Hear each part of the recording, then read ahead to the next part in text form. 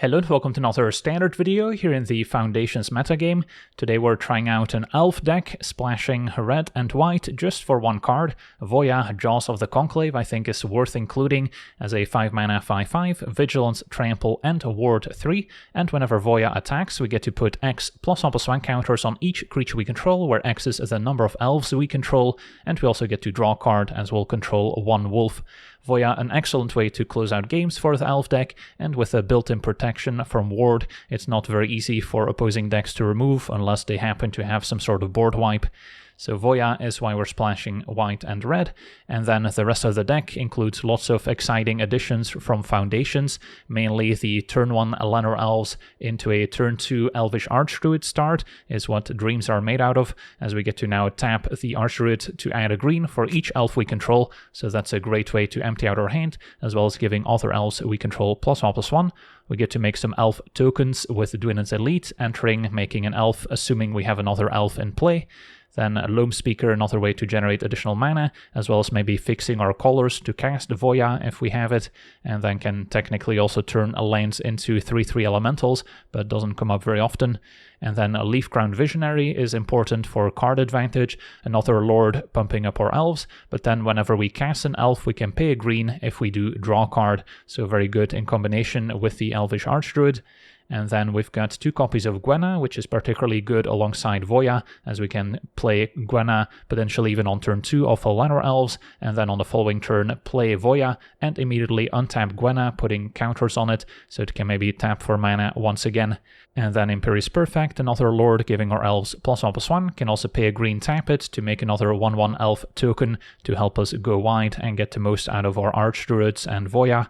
And then I'm also trying out 2 copies of Dwinnen, definitely the weakest of all the lords since it costs 4 mana, but it does give us a creature with reach to maybe block opposing flyers, and whenever Dwinnen attacks we gain 1 life for each attacking elf we control, can maybe help out in the burn matchups. And then rounding out the deck, there's the Stalwart, which can also make mana if we tap an untapped creature we control or artifact, if our opponent were to give us some map tokens for instance, so that can also maybe fix our colors and help speed up casting Voya, since at the end of the day that's our primary game plan, just get Voya in play as soon as possible, and then before attacking we can deploy a few more elves so the team picks up more +1 counters, and then hopefully that's good enough to end the game for us. And then the mana base has a few goodies, Cavern of Souls, often naming Elf to make those uncounterable, but on occasion can also name Wolf to fix our colors and make Voya uncounterable instead. And then a 3/3 City as a one-off, it is a legendary, but can also generate a lot of extra mana for us if we have lots of elves in play. And then we need some green lands that can also occasionally make white or red to cast Voya. So we've got Hushwood Verge, which luckily starts out making green mana, and then later once we find a forest, one of our 9 forests, it can also tap for white. Brushland will cost us a life, similar to Carplusan Forest, and then Copperline Gorge, since the red Verge land doesn't start out making green mana, and we really need almost every land to produce green for cards like Leafcrown Visionary especially, and that's also the reason why I'm only playing 2 Cavern of Souls, since playing 4 of those can sometimes be awkward if you need green mana to pay for the Visionary's ability. And then, as we said, 9 forests to enable the Verge as well. So yeah, that's our deck. Now let's jump into some games and see how the deck does. Alright, we're on the draw. Our hands gonna need to have our Archdruids survive to be powerful enough, but we'll try. And then with 1 Archdruid we can quickly empty our hands, and then Visionary is a nice follow-up to start drawing additional cards. Still missing a 3rd lane, so now Loam Speaker also needs to live in order to play Archdruid. Opponent green-white and an Up the Beanstalk points towards a domain strategy. So they are likely to have some board wipes like Sunfall, which are very hard to beat as the Elf deck, as you can imagine. But we'll try. For now, yeah, I feel like if I play Archdruid, we'll see an end of turn Get Lost or something along those lines. Could double spell Visionary plus another Loam Speaker, but that's not nearly as exciting here as getting to potentially untap with Gwenna or Archdruid. So could also start with Gwenna, honestly, which the opponent might still feel inclined to remove.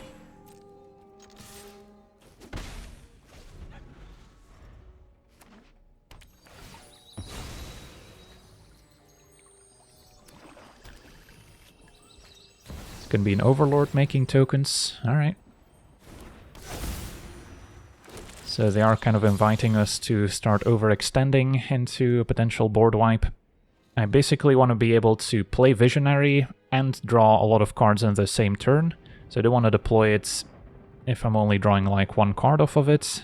So maybe we do play one Archdruid this turn, and then I could still play an Imperious Perfect. Or I could just go double Archdruid and hope they don't have the Sunfall. But I kind of want one leftover creature that can generate mana, in case they do have a board wipe. So yeah, board wipe would not be great for us, but we might still be able to rebuild afterwards. And if we do get to untap with Archdruid here, we can potentially go off with Visionary. It's gonna just be a Leyline Binding for starters. Archdruid down. And our opponent passes with more mana up. Now we could play Voya as a legitimate threat. Can even use Gwenna to help cast it.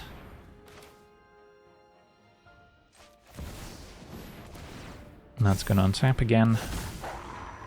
And then the question is whether I activate Imperious Perfect to make an elf token or commit another Archdruid. Feels like if they had a Sunfall they might have played one last turn already, but that's not a guarantee. They could have drawn into one.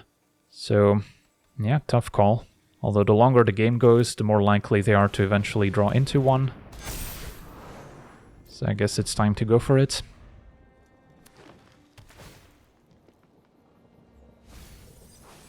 If they have a sweeper, we're gonna see an attack first. They don't, alright. That's promising. So now we get to untap with an active Archdruid. 3/3 City also cannot be underestimated. So let's start with Visionary. Then might be time to activate 3/3 City, which can play another Visionary, draw a card.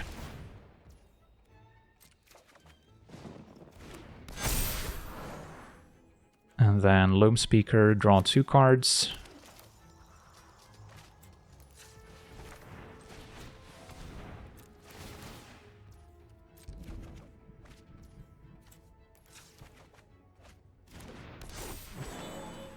And tap Archdruid to play Imperious Perfect. Draw again. And then I could activate Imperious Perfect, or I can attack with it alongside Voya. I mean, at this point we're probably in trouble versus a board wipe anyway, so may as well go for maximum +1 counters.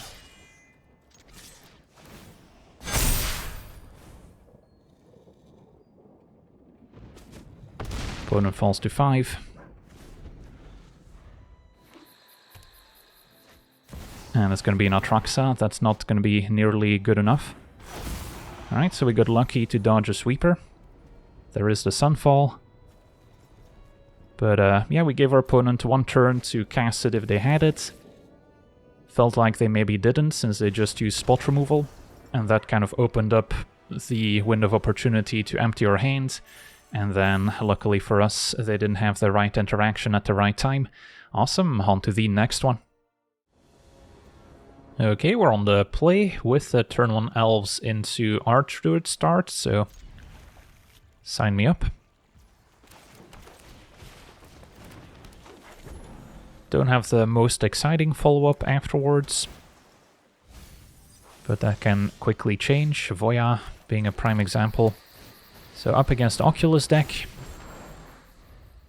Let's see if they have some of their interaction here. Founding can still cast it.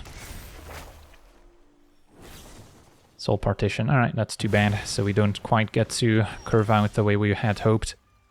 But can still go Loam Speaker plus Stalwarts, which still maybe sets up Voya next turn. Which once in play, our opponent's going to struggle to answer with the Ward 3. So can they bring back Haughty Djinn? Or now Oculus too? Opponent just casting a Haughty Djinn. Okay, so the coast is clear for Voya, which seems better than replaying the Arch route here.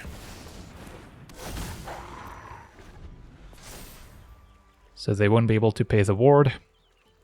If they want to get back Soul Partition, possible they can play a land and then cast another removal spell to pay the ward to deal with Voya. But yeah, otherwise we're gonna get an attack in, and usually it only takes one to swing the game in our favor. So our opponent goes digging with Moment of Truth, which means they won't be able to pay the ward on Voya this turn, even with a discount from Haughty Djinn. So the best they can do is prevent us from amassing too many elves on the battlefield. Haughty Djinn still only 2 power, they milled a lot of lands and creatures. Alright, now up to 4 power, gets Recommission, which can get back the Abhorrent Oculus or a second Haughty Djinn.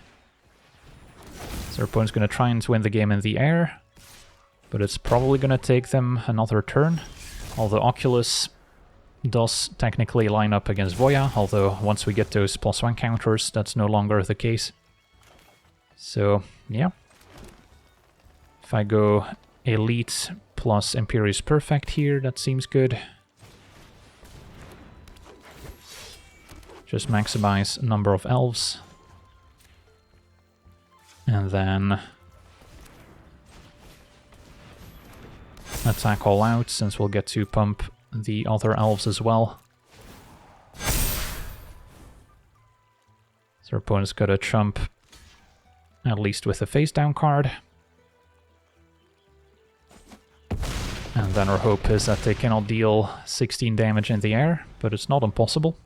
But yeah, the damage has been done. Even if they deal with Voya, it's too late. So that's why this card is so important for the elf deck, in my opinion. Founding mill 4, that's maybe a good start.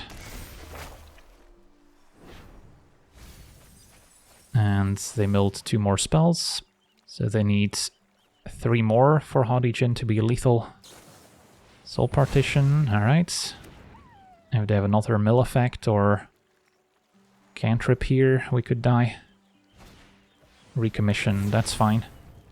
So we're not dead, just 15 damage. We're at 1, and the attack back is certainly lethal. Awesome! Beats a pretty powerful deck here in Oculus, and their draw was certainly functional. On to the next one. Okay, we're on the play. Our hand is fine. I wouldn't say exciting, but got some elves. Can make some mana, and eventually start making elf tokens as well. Facing a red aggro with turn 1 Swiftspear. Okay, so having tokens to eventually chump with is going to be useful. For now, I think I still prioritize Loam Speaker to have additional mana. And since we're not chumping, may as well attack for 1. Opponent might have a Lightning Strike, yep. Takes out Loam Speaker. Take 2. And land was a good draw. So now we can double spell a pair of elites. Which then, next turn we can pump up those tokens.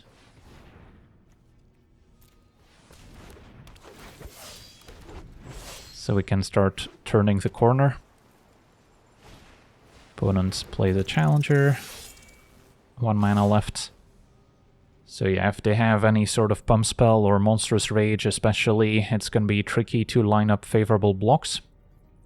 If I, let's say, double block with elites on Challenger and they just have a shock, take out elites, this gets prowess, and they still eat my creatures, so I would have to triple block, at which point if they just have a pump spell they could trade for most of my team, and then Imperious Perfect loses effectiveness. So it's really tricky to block with Elf deck when facing a Prowess deck with mana open. So that basically turns this into a race, which, you know, is not always easy to win against the red deck. They had a Burst Lightning as it turns out, so maybe a triple block on Swiftspear would have worked out. But I think this will work out a little bit better. Imperious Perfects, and then play Llanowar Elves. And now the question is, do we hit for 7, put our opponent to 12, and then with a blocker back, we might be able to survive, and then with another Imperious Perfect, we might be able to cross the finish line, although it's still going to be close. Because yeah, now our opponent's kind of incentivized to have removal for Imperious Perfect, so then they can shrink down my team, so it's not like I'll necessarily have profitable blocks.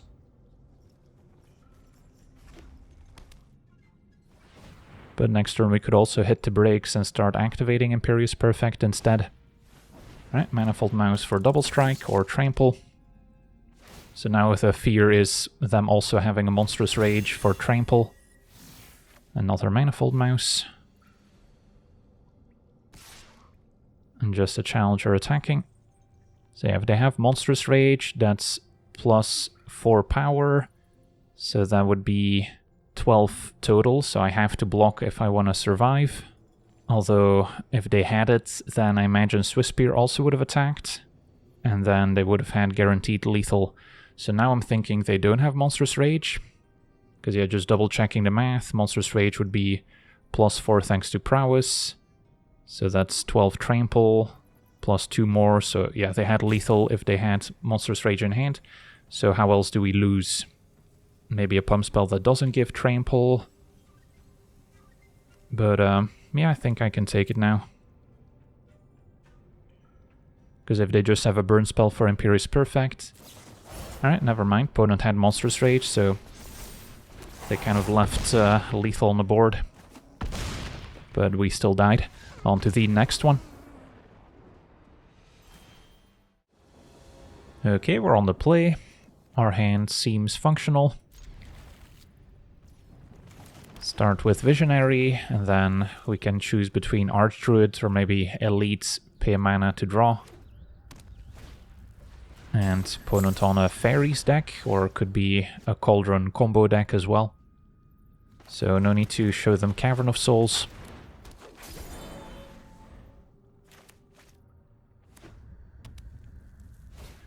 And it is looking like a Fairies deck, so they could have some discard effects as well. For now, keeping up 1 mana, Gwenna the draw. Yeah, between Gwenna and Archdruid, they're both fine options. Maybe prefer Gwenna, since if they have removal, it's better to have Archdruid left over. And then I'm not too worried about a counterspell just yet. And then next turn we can maybe play an Elf and draw.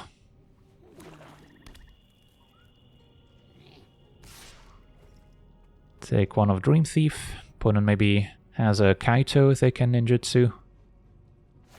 Yep. So that can also maybe tap Gwenna down.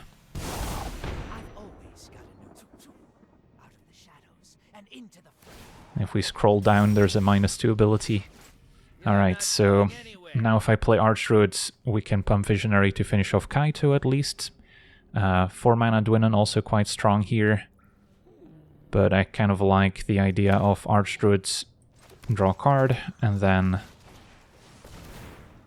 finish off Kaito.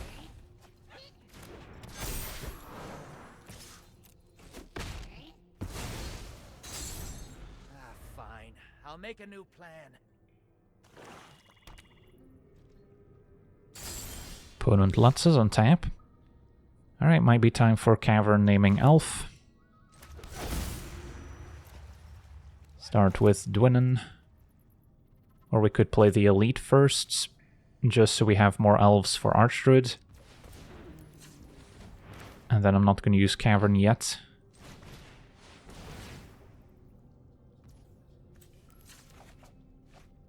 Draw another Cavern.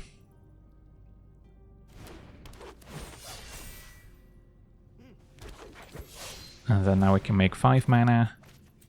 Still want to make sure to use Cavern of Souls here.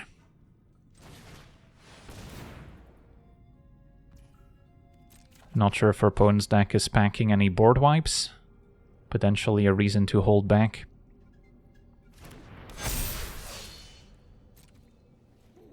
And then, sure, we'll attack for 3 here.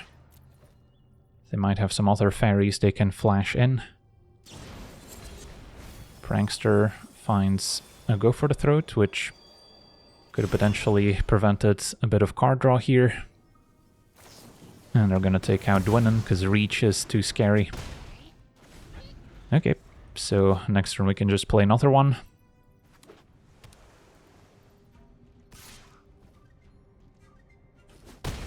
And it's very much possible our opponent's sitting on Spell Stutter, which is not too helpful in the face of Cavern of Souls. So our opponent keeps up a bunch of mana once again. And once again we'll play Dwynn.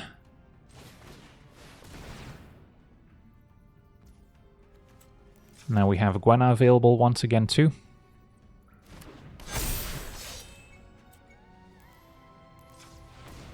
So play a Loam Speaker maybe, or another Archdruids.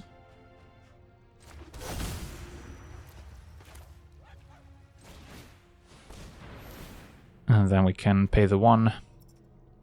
Opponent says good game, yeah, just too much card advantage and too much power coming their way. On to the next one. Okay, we're on the play with what looks like a Keeper. A lot of Elves into Visionary, attack for 2. Never mind. So against black, we don't quite know what variety it is. Could be a mono-blank discard deck, in which case Visionary is good to have on the battlefield, drawing us extra cards. Opponent may be debating whether or not they want to take out the Visionary right away. Would love to untap and draw my 1 card. Opponent is going to Anoint after all. That's too bad. Voya was a good draw.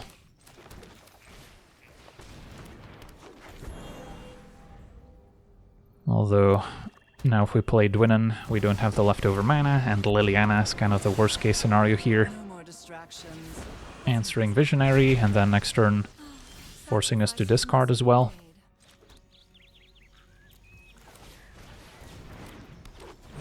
Can only hope that they don't have another answer for Dwynn, and we get to pressure Liliana. Because the -2 from Liliana is the perfect answer to Voya, which has Ward 3. The rest is gonna miss at least. And a Sheoldred's Edict, yeah, that's another answer. I think I gotta keep Voya in hand, but it doesn't feel great. Another Dwynn can maybe soak up the -2, or they can plus and get rid of Voya.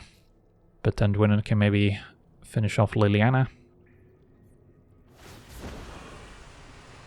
Our opponent also having to discard, but they've got some useless Duresses in hand.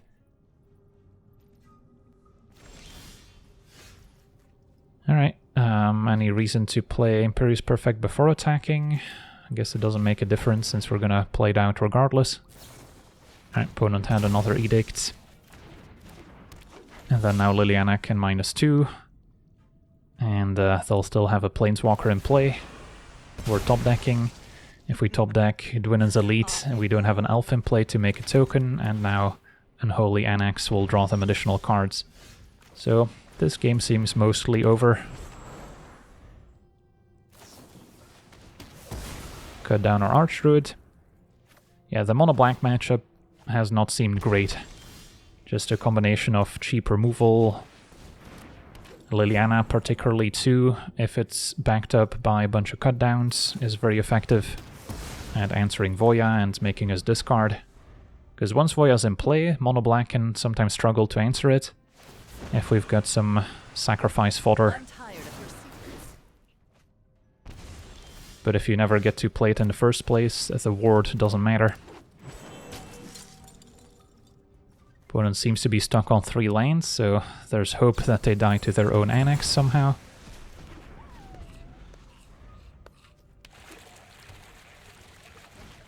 Alright, opponent found a demon now, so that's gonna very quickly end the game. Now, 1 card I do recommend having in your sideboard if you were to play Elves in best of 3 somehow is Wilt Leaf Liege, since that's a card you can cheat and play for free if your opponent makes you discard with a Liliana or with some other effect, like a Bandit's Talent maybe.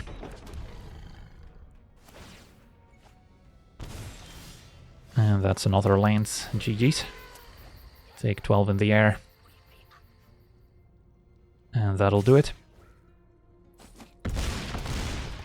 On to the next one. Okay, we're on the play with a functional hand. Turn 1 land our elves into... Can go Loam Speaker plus Stalwarts. Or immediately go for Imperious Perfect, so we can start activating it. Against blue-white, that might be the way to go. Resolve our threats, although now with Cavern there's an interesting twist. But I still like playing it here. Can keep Cavern to maybe name Wolf. But yeah, blue-white control with Tome can certainly expect some board wipes, which are going to make things pretty difficult. So if I can, I just want to activate Imperious Perfect as much as possible without committing more creatures from my hand. Although, for now, I could still be convinced to deploy the Visionary, so next turn I can draw a few cards off of it. So, play Visionary. I think we'll name Elf now.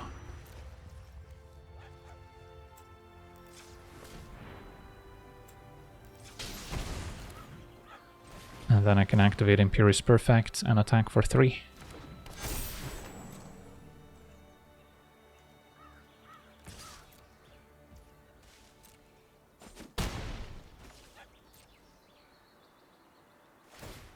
And then next turn, 3/3 City also generates additional mana for us.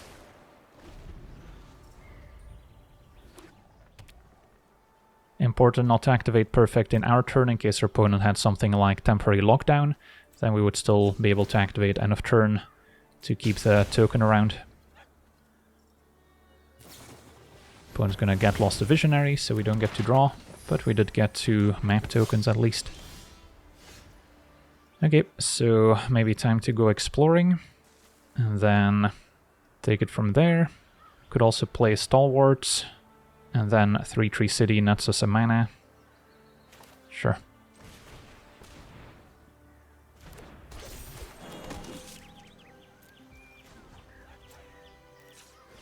So make 4 mana. Could actually consider tapping the elves to activate Imperious Perfect and then make even more mana, although are we going to need it? Because I don't think I necessarily want to deploy double Loam Speaker here. Instead we could go exploring and activate Imperious Perfect once more.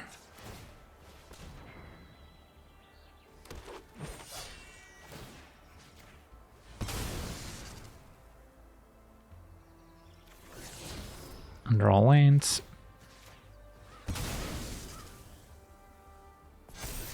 Stalwart can go, looking for Voya. And then I think we just attack for 5. So in the unfortunate event of a Day of Judgment, at least we have some leftovers.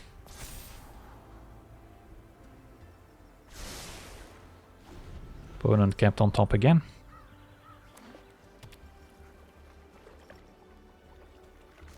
And passes a turn, there's Voya.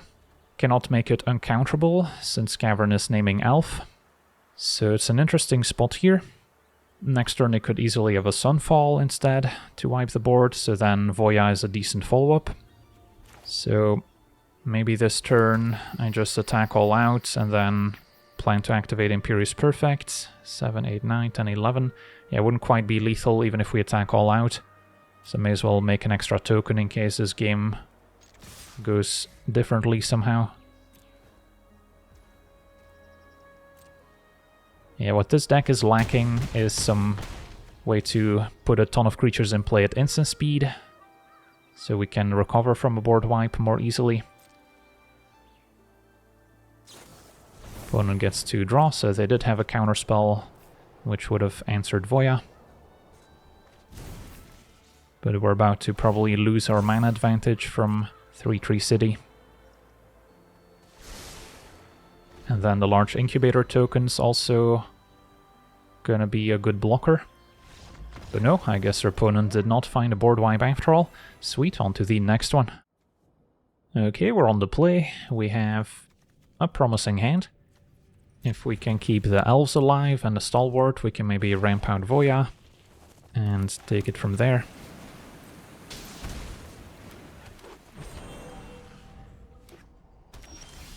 So I'm liking Elite plus Stalwarts. And then, yeah, we could be looking at a turn 3 Voya, which is going to be pretty tricky for removal to stop since it has Ward 3. Ooh, Deep Cavern Bat, that's unfortunate. The perfect answer here, sniping Voya. Although Imperious Perfect is still decent, just not quite as exciting.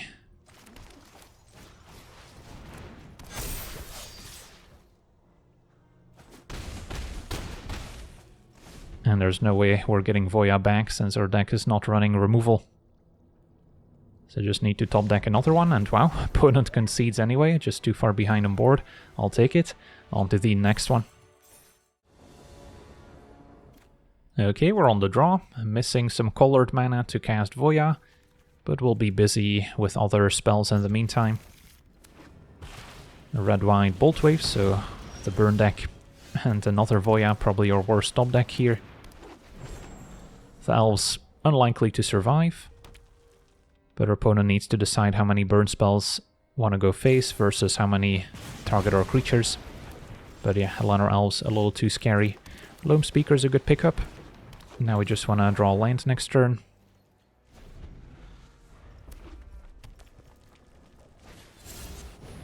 And it's going to be a face down card, perhaps the Codebreaker. So we have some options. Not opposed to double Visionary, just to be mana efficient. And then next turn at the very least I can play Imperious Perfect and draw.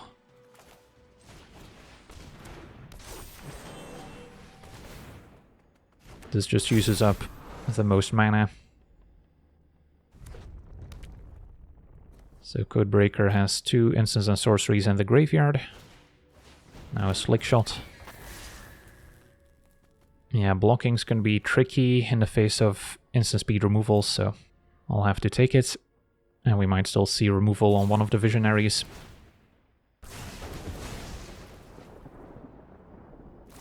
And now Monstrous Rage as well, so opponent is empty-handed. But we're at 7, and this Codebreaker can draw the opponent more cards. So good thing we drew a land to deploy Voya. So that's now a decent blocker, but also something that can quickly end the game for us. And the Slick Shot is putting us on a fast clock. We could just die right now. Burst Lightning goes face. So we're at virtually 1 life. And yeah, Codebreaker can potentially draw another burn spell, so that should be game over. Another Slick Shot will do it too. Alright, GG's. So good aggressive start from the red deck. Taking out just enough creatures to keep us off balance and take over in the air. Okay, we're on the play, and we've got a potentially exciting hand of Llanowar Elves into Archdruid. Still missing the colored mana to play Voya, but we can deploy the rest of our hand in the meantime. Turn 1 islands, so alright, there's white mana already. Could see a bounce spell on the Archdruid end of turn. Or maybe just a card draw spell. Opt for the opponent, we'll scry and draw. And blue-green up the beanstalk, so this might be the Tolarian Terror Adimurk Crab style of deck. And yeah, we got to untap with Archdruid, so that's awesome. Play Elites. And then can empty out the rest of my hand. Sadly, no additional creature that can make red mana for Voya at the moment. But we're already super far ahead on board. Imperious Perfect can keep making tokens, which is quite good in this matchup. And once we deploy Voya, the game is pretty much over. They do potentially have some removal with Bushwhack and some other bounce spells. And for now, just trying to fill the graveyard to get enough of a discount. 3 Tree City. Alright, so that will name Elf. And that can now make a red mana. So I can play Voya just tapping an Elf. And actually makes more sense to tap the Archdruid. So I can play Voya and then activate Imperious Perfect as well. So that hits the table. And then we'll just attack. And then next turn Voya can massively pump our team. So yeah, opponent scoops it up. They would need a bounce spell and 3 mana to pay the ward on Voya, and then they're still dying to the rest of my team. Sweet, on to the next one. Okay, we're on the draw with a promising hand. Lanner Elves into turn 2 Archdruid is what this deck is hoping to accomplish. The rest will miss. So far so good, although mono black not our preferred matchup, since they have lots of spot removal for some of our key elves, and then big flying demons that can quickly close out the game. Still gonna try a turn 2 Archdruid here, since we don't have any amazing alternative. And then next turn we can double spell, even if Archdruid dies. Wow, our opponent explodes. I mean, to be fair, next turn I would be able to pretty much empty my hand. We can have a quick look here. So play the Elite, which is basically free, since that's 2 elves for Archdruid purposes.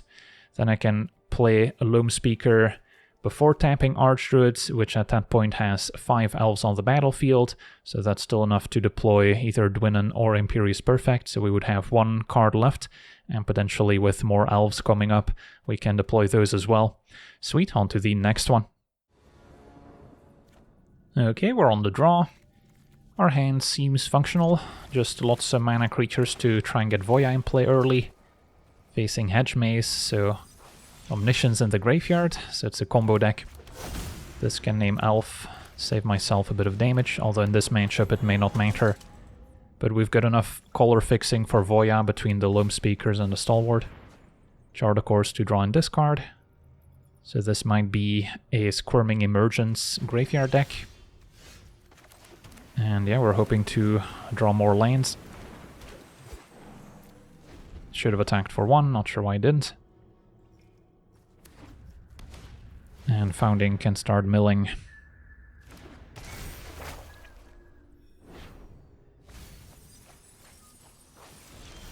Alright, land is good. Still cannot quite play Voya, but we can double spell Loam Speaker with Imperious Perfect. And then next turn we're in a position to deploy Voya, which can close out the game very quickly for us. Our opponent's still filtering through the deck.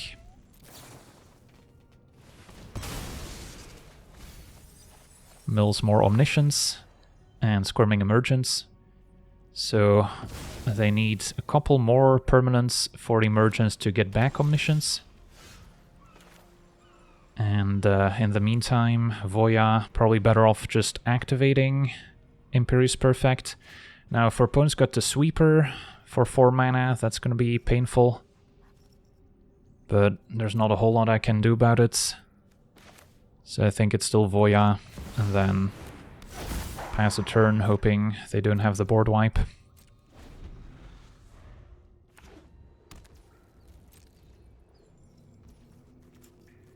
Alright, end of turn activate.